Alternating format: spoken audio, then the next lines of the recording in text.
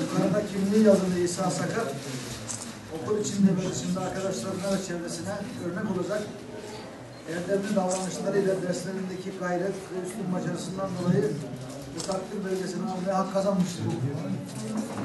Vezire yüksek.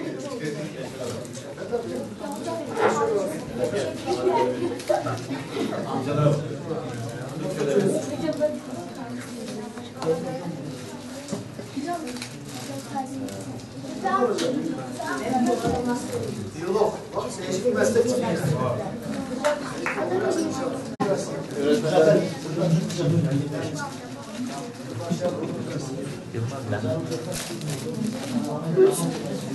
Tamam.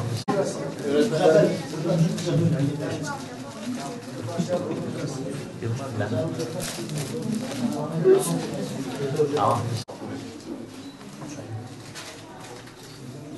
Tamam mı? Elinizi alkışlıyoruz.